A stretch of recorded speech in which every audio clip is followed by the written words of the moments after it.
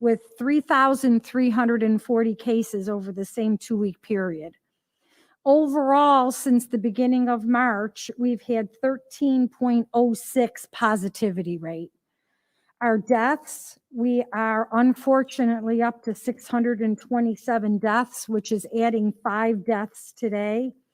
52% of those deaths are associated with long-term care facilities.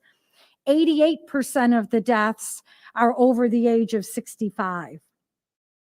To report our hospitals, they're very busy but stable.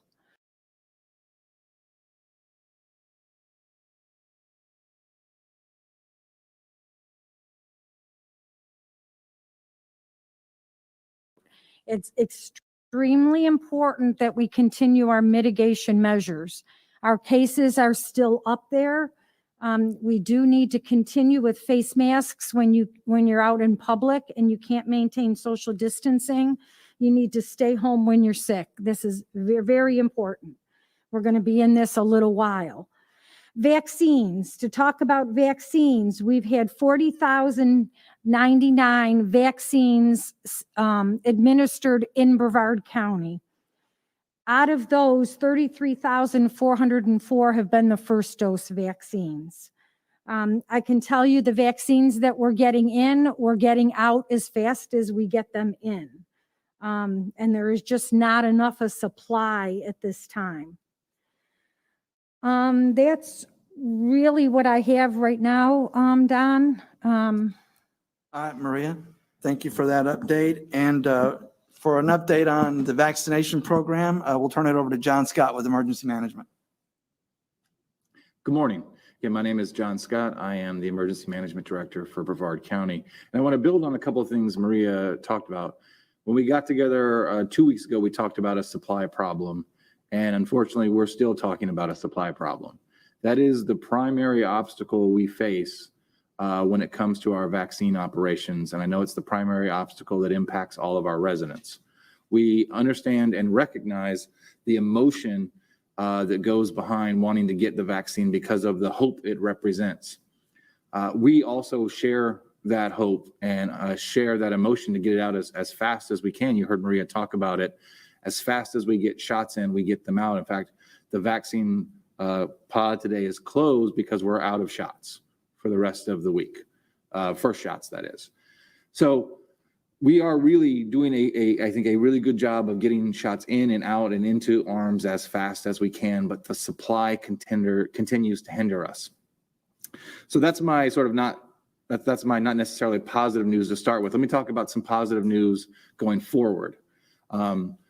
If you may or may not be aware, several weeks ago, the commission approved $2 million to support expansion of vaccine operations. And then last week, they continued to demonstrate that support by approving partnerships that the county is entering into with our 3 major hospital systems. So that's Parish, Stewart, and Health First, that will allow us to expand our vaccine operations with them. It also allows us to hire a contractor to help support an additional large mass vaccination site. So those are great steps forward in our expansion of capacity when we get the supply. It gives us the ability to do about 18,000 to 20,000 shots a week. That is, however, not going to be turned on tomorrow or imminently, because we are still only seeing about 1,500 to 3,000 shots a week coming through from the state allocation, and we're able to do that with our current site at Vieira. I know also we've heard from a lot of residents about the need to get out into the community. We are well aware, Brevard's a very long county, 72 miles long, 22 miles wide. We are a very diverse population. We have folks with access issues, either through technology or through transportation and means. We absolutely want to get out into our community and sort of reach that in a more targeted way. Fortunately, Publix is online, so that helps us do that just through the 22 Publixes we have throughout our county. But we know we still need to get out, especially in the underserved communities, and we continue to partner with the state where we can for that. The major obstacle for us and being able to sort of leave our central location is supply. We have plans and partnerships in place to do outreach to these organizations in our different sort of pockets of community. But we can't do that until we have the kind of supply that allows us to do that. So I know we get a lot of questions on that. I don't want people to feel like they're not being heard. We recognize it. We see you. We just can't get to you right now because we don't have the supply. But all of our efforts are focused on getting shots in arms as fast as we can and building the capacity so that once the shots get here, we are able to scale up rapidly and get them out rapidly. And lastly, I'll just close with, I want to say thank you. I want to say thank you to all of our residents for your patience as we go through this process. I know when we put appointments out there, it's a mad dash to get them, and we're going to talk about some of those ways in which we can hopefully help navigate that a little bit better. But there is such a high demand that they're gone so quickly, and I know the frustration that goes with that. We are doing everything we can to expedite where we can. When supply increases, I promise you this will get better.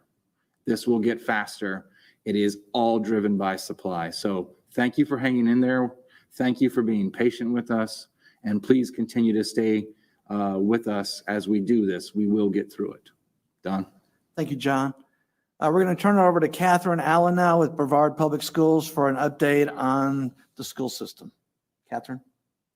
Thanks, Don. Again, my name is Catherine Allen, the Office of Government and Community Relations with Brevard Public Schools. So cases in our schools are trending in a similar trajectory to the larger community transmission that we're seeing. So those of you who follow our dashboard, you may be noticing that we've had a little bit higher numbers in cases and quarantines. Again, schools are simply a microcosm of what's happening in our community. So our schools continue to do a great job with mitigation protocols, masks, hand hygiene, social distancing when possible. And we ask that our parents, please keep your children home if they don't feel well. All of those things, that's what we can do to help control this and play our part. We would like to use this as an opportunity to let our community know that we need substitute teachers and we need bus drivers. As you can imagine, the pandemic has certainly, exacerbated the need for those amazing people. So if you'd like more information about what that might look like, what the requirements are, we'd love to have you visit us at www.brevardschools.org. You can scroll down and look to the right of your screen under FAQs or simply click on our careers tab. That's all, Don. Thank you. So at all of our biweekly Facebook updates, we have always allowed time for questions because we know there's a lot of them out there. But this time we've allowed even more time to field some of those questions. And we've got Jessie Ray, as she has in our other events, monitoring your questions on Facebook. And we are going to take some of those questions now. Jessie? Okay, thanks, Don. One of the questions that we got is, has the volume of vaccines allocated to our DOH been reduced?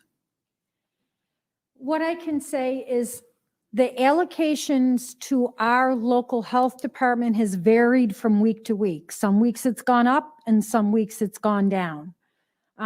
What I can say is last week we did have a 2/3 reduction to our health department. However, it wasn't a reduction to Brevard County. Publix did receive some of those doses, so there was the same access to vaccines in Brevard County. Gotcha. Same amount of vaccines in Brevard County. Correct. Just different of who was Different getting it. locations. Great, gotcha. Okay. Speaking of that, so what is being done with the unclaimed vaccines? People make appointments, they don't show up. What happens with those There is vaccines? no unclaimed vaccines. Okay. We make sure we use every single dose at the end of the day, so we do not have any unclaimed vaccines. Gotcha. So when will others who are not 65 and older and not healthcare workers be able to be vaccinated? That is a Governor DeSantis decision. So Gotcha. that's not anything that I can answer locally. Got you. Yeah, but we should clarify, though, that the reason we're doing 65 and older and the reason we're doing healthcare workers who have direct access to patients but are not affiliated with the hospital system, and also that we're doing Florida residents and not out-of-towners is because all of this is dictated by the executive order from the governor. Right. And I'll also add, Jesse, to that is I said in my report, 88% of our deaths are related to those over the age of 65. So that's truly where we want to get the vaccines at this point. Gotcha. So, and we started to touch on this a little bit with what you were saying, Dawn. Why can non-Brevard residents get vaccinated here in Brevard? I'll take that. Okay. So a couple of things. One, remember this is it's a federal program. We get these vaccinations through, and we talked a little bit about it last time we were all together. Two, the governor's been very clear that this, in a disaster, we are one state on this. So if you are a Florida resident, whether that's a full-time or part-time, you don't have to get the vaccine in the county that you live in. If you're able to get an appointment somewhere else, that's great. If you are able, you have friends in a different county or family in a different county and you guys want to go together, that's also great.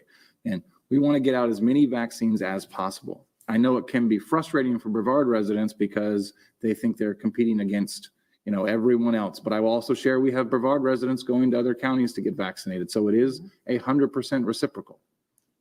That's right. We had one person who asked, why aren't we doing first dose first priority like other areas? In other words, people are coming back for their second dose. Why aren't we using those second doses to make sure everyone gets their first dose first?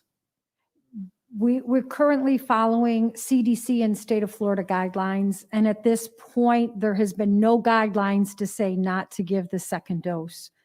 So we do follow the guidelines that come out.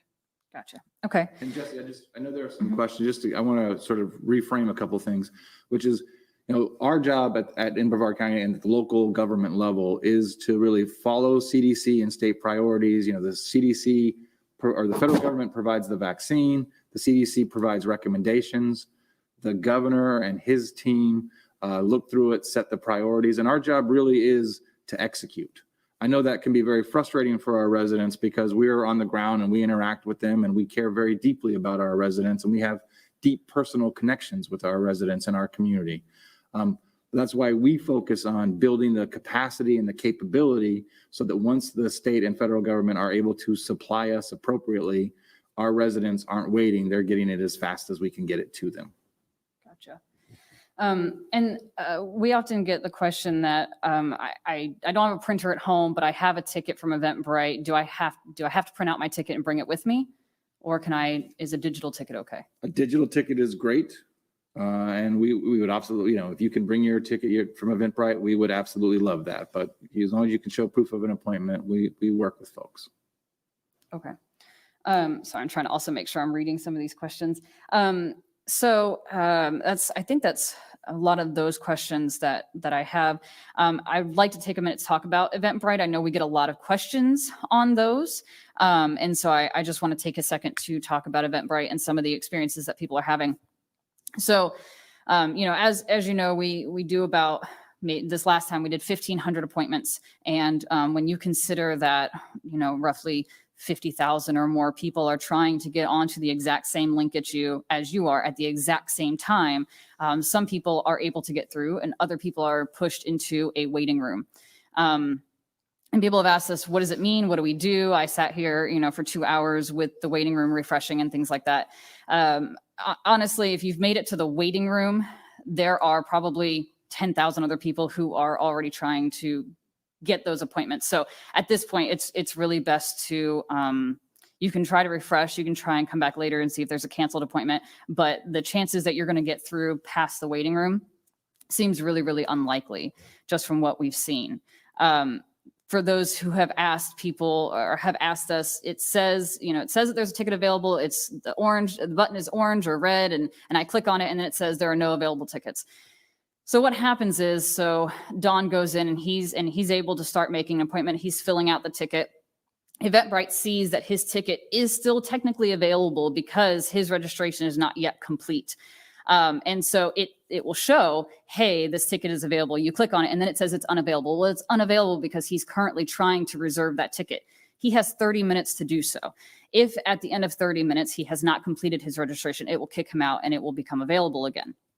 If he does complete the registration, then that ticket will be 100% offline. And that's when the system will show that that ticket is no longer available and that button will turn gray and not let you click on it. So we've had a lot of people that are very frustrated with that and they can't understand. It says there's a ticket. I click on it. It says it's unavailable. Technically there's a ticket, but someone's already trying to reserve it. So that's why you're getting that. Why? So but let me ask Go ahead. this just to clarify though. So if I get stuck in a waiting room Mhm, or I see what you just described, mhm. I mean, there's no reason, because we sold out tickets this week for the 1,500 vaccines in as little as 3 to 11 minutes. Mhm. So, and we've heard from people who've waited 2 hours thinking they were in a waiting room and were going to get a ticket. If you're waiting more than, like if there's 1,500 vaccines and 1,500 appointments and you've waited 30 minutes, you might as well log off for your own benefit, because at that point, that probably means they're all taken up. Yep. Yeah, So unfortunately. there's no need to wait 2 and 4 hours as some people have, hoping they're going to get a Correct. notification that they've got a ticket. Correct. The waiting room does not mean you're next in line to get a ticket. That's not what that means. So I definitely recommend, just for your mental health, that if you are in the waiting room, after you've waited 20, maybe 30 minutes in that waiting room, it's time to move on and try again the next time that we have tickets available. Okay. And Jesse, I also wanted to address this too. Mhm. The Eventbrite system is a system we're utilizing, but it's not a system we created. Correct. So yeah. we're using that to our benefit because it helps us avoid having the first come, first serve, debacle that we've seen in other counties. It keeps phone lines from inundated, as we've seen in other counties and in our county. So as it currently stands, that's the best system we know how to allow masses and numbers of people to apply for tickets at one time without getting jammed phone lines. But they are getting stuck in waiting rooms and ultimately leaving disappointed. Right. Yeah. And right. And a couple of questions are coming in basically kind of saying what you're saying, which is exactly that. Eventbrite is not our platform, just like Facebook is not our platform. YouTube is not our platform. None of these are our platforms, but we use them to help disseminate information or, to get reservations. These platforms are built for the kind of traffic and the kind of things that we're trying to do. So we're not going to reinvent the wheel. So yes, Eventbrite, there's only so much that we can do to create the event and help host the event. But as far as how the site acts, that is not something that we can adjust. How much? And for those who have successfully obtained appointments, the system has worked. Absolutely. Mm-hmm. But, and like John has been saying, it's very much a supply issue. When you consider, okay, so the text alerts, for example, we have somewhere around 60,000 people registered for the text alerts. How many?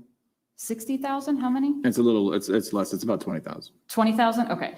So we have 20,000 people that are registered. So 20,000 people are getting that text alert at the exact same time that you are and are also clicking on the site, and there's only 1,500 available. So I'm not great at math, but that right there is part of the issue here. And then, sorry, somebody asked a question and I was going to answer it. How much warning do you give that tickets will be available?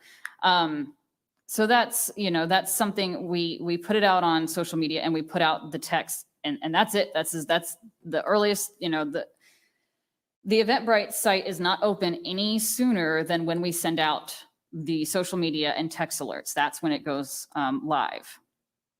How do you get on the text alert list? So great question. So on your phone, you want to open up your text message application. That is not Facebook. That is not Twitter. It's not social media. It is the actual text message application. And you're going to, in the to line, you're going to put the number 888-777. It's up there on your screen, 888-777. I know it doesn't look like a phone number. It is a phone number. Don't add any hyphens. Don't add an area code. And then you're in the body of the text, you're going to write Brevard EOC, one word, Brevard EOC. You hit send. It's going to send you a text back. I think there's 2 texts that come back to you that let you know you are confirmed and you've been registered. Okay. So I hope that that answers that question. Sorry, I'm trying to read questions and answer them at the same time.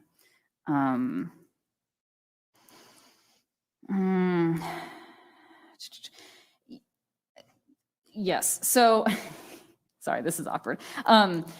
So we, like John started to say at one point, we understand that there are people who are not as tech savvy, who don't have computers, who don't have access to the Eventbrite. And so, we understand that.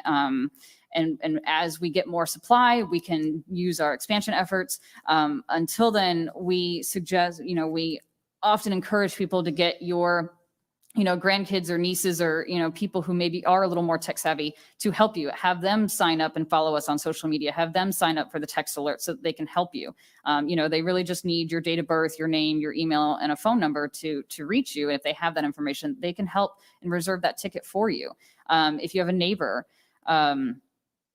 that kind of thing. People are asking, are their second appointments still good here in Vieira? If they have a second dose appointment, are we still good? Yes.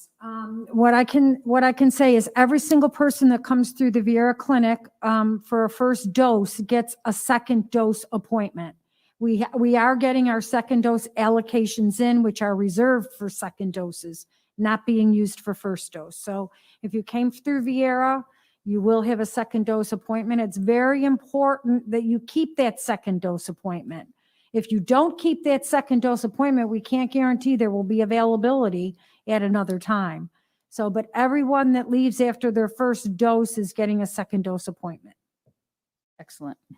Okay. While you're looking for questions, Go ahead. Maria, have we had any events where people have had reactions to the vaccine? No, we did have one that had what we call a vasovagal, which can happen with any immunization where we did have to call 911. However, no, we have not. All right, and I wanted to ask John a question. John, the governor's indicated that if he sees that a county has the capability of getting more shots in arms, that's what he's considering when he allocates the vaccines, correct? And that's one of the reasons it's so important that we have these expansion plans in place.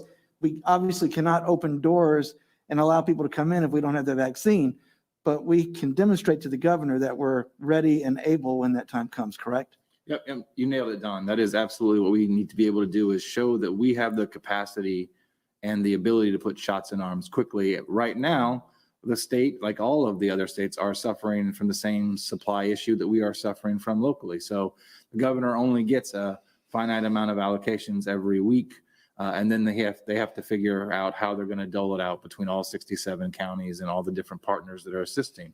And I think it's important we talk about this. I know a lot of people want to talk about, okay, well, when do we know when we're going to announce appointments?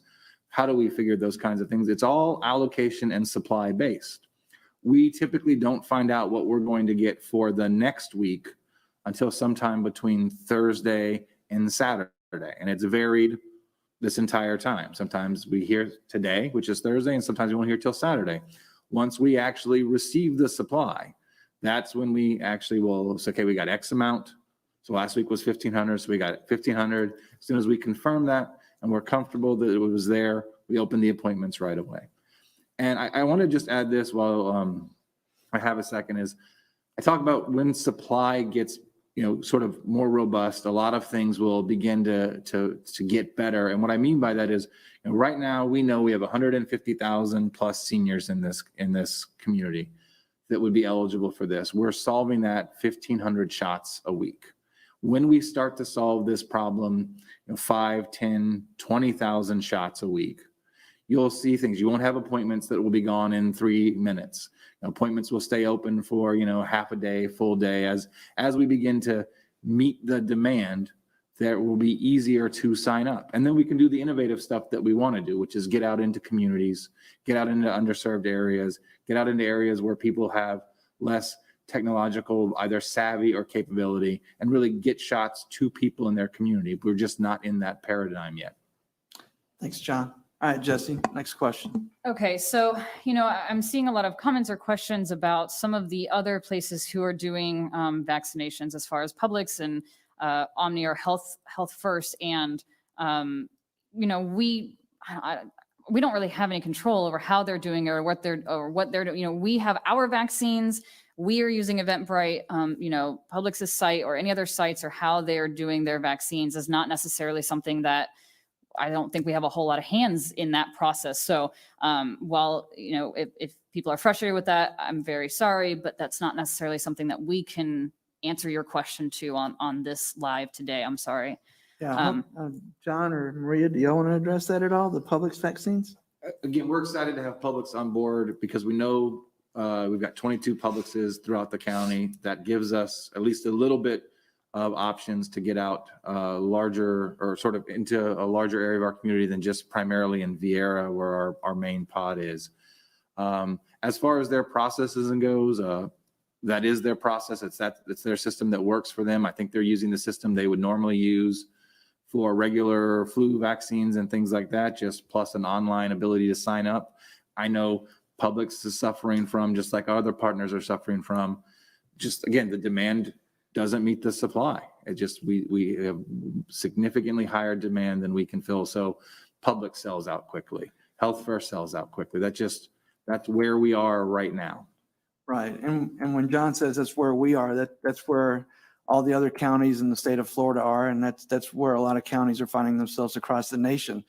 So, this is not a Brevard County specific issue. Right. Jesse? Yeah. Yeah. And like you guys have said, it's also not us passing the buck. Like that's just the facts of the way that it is. And that's just the way it's being run. So we did get a question. So and you started to talk about it a little bit. What's the average time between getting the vaccinations in our hands to us putting them in people's arms? How much time usually? So usually once we confirm we've got it and we're good and comfortable with the number, we'll announce it. It's been, we're getting to a week-to-week model. So Monday we made appointments starting Tuesday and Wednesday, and then we were out of vaccine. So it is our goal is to make it happen that quickly. So as soon as we have confidence that we're getting that vaccine in that number, we open it up and then we get it out. Okay. I saw somebody on here and I think it's a good idea. So I thought I would share it. Pre-registering, if you download the Eventbrite app and put it on your phone and you kind of do like a pre-registration of sorts, basically you're inputting your information, your name, your last name, your email, phone number, like that. When you're ready to go to an event and you click on it, it will just put all that information in there for you. So that's a great tip from one of our viewers. So John, we've gotten a lot of questions and suggestions about a wait list. Sure. So I know, again, there are a lot of folks who want to get on a wait list and talk about a wait list. I'll talk about why operationally it's a significant challenge for us.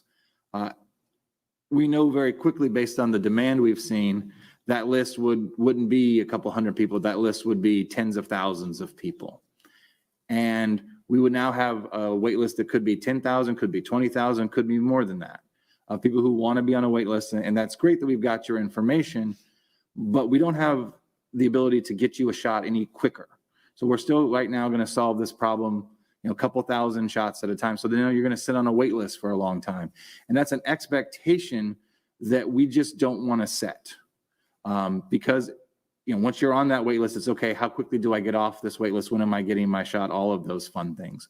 We want to be able to get you, or at least an equitable shot at vaccines as soon as they are available. If we get to the point where we're getting, regular, 20,000 shots a week, absolutely we'll do a wait list because we can make a real dent in that. But right now we're just going to give you an expectation that we can't deliver on because of supply.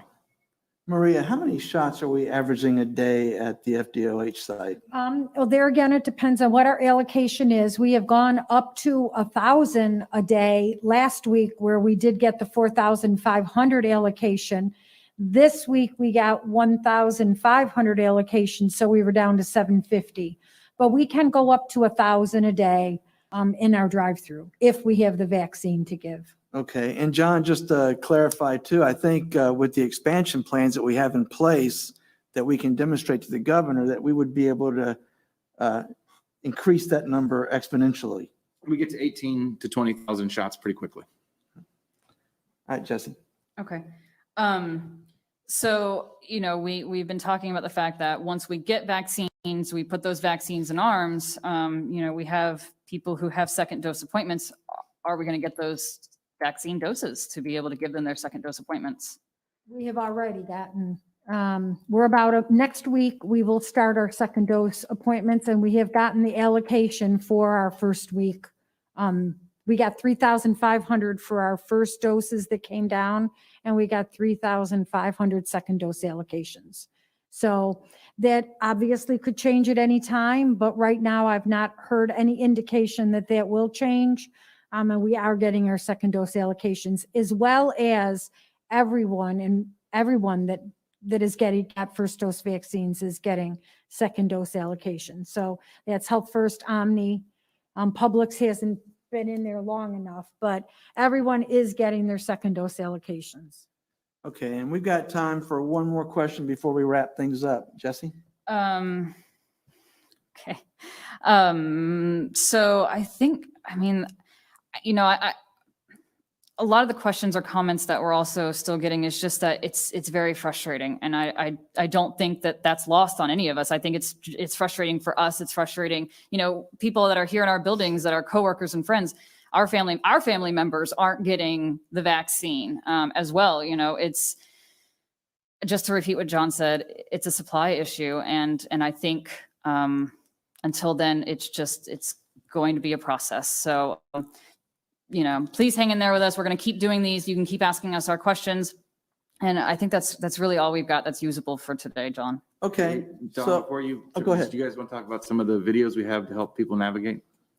Sure. Jesse, do you want to mention those? Sure. We have a YouTube channel that we use, and we put up a couple of videos. So our YouTube channel, you can find us at SCGTV, that stands for Space Coast Government Television, at SCGTV 499 on YouTube. There it is on your screen. And so you can go there and you can see we've done a video on the text alerts that will give you a step-by-step process. We understand there are a lot of people who maybe have mobile devices, but aren't exactly sure how or where to find their text messaging app. So we have a video there to help give you a visual step-by-step process, because I'm a visual person. We also have a video up there about navigating Eventbrite. Now, we've gotten a lot of comments on the video that says, well, this doesn't address the waiting room. This doesn't address what unavailable means. We understand that. What we want to do is show you how to use the Eventbrite app when you are able to schedule an appointment, and what it looks like. And that's why we use today to kind of explain what unavailable is and what that waiting room is and what that looks like. So those are two videos that are very useful for visual learners like myself who just need to see what the process actually looks like so they're prepared. Okay, thank you. Mm-hmm. So to end our program today, I just want to echo what Maria and John have stressed, and that is it's not time yet to let your guard down. We are trying to get as many shots in arms as possible. We're hoping the supplies will continue to increase in the days and weeks ahead. But in the meantime, we have to continue to follow CDC guidelines and recommendations, wear a mask, social distance, don't show up for work when you're sick. And we'll be back in 2 weeks for another update, and we appreciate you tuning in. Thank you.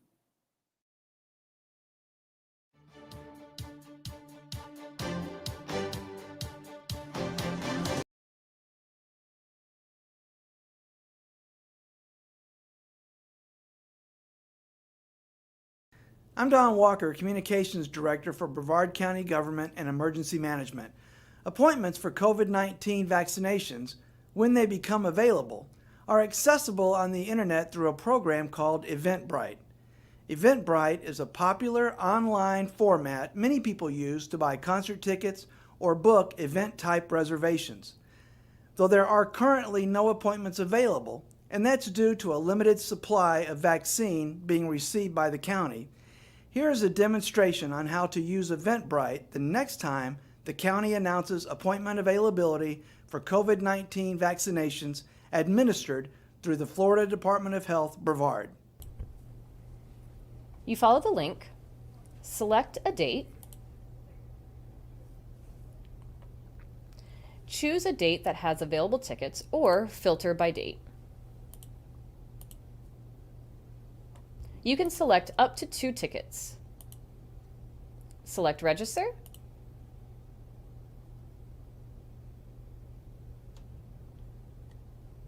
You will put in your first name, your last name, your email, and continue on making your reservation.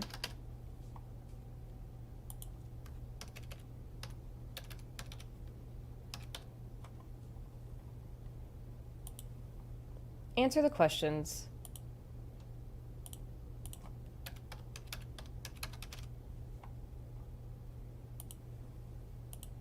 and select register.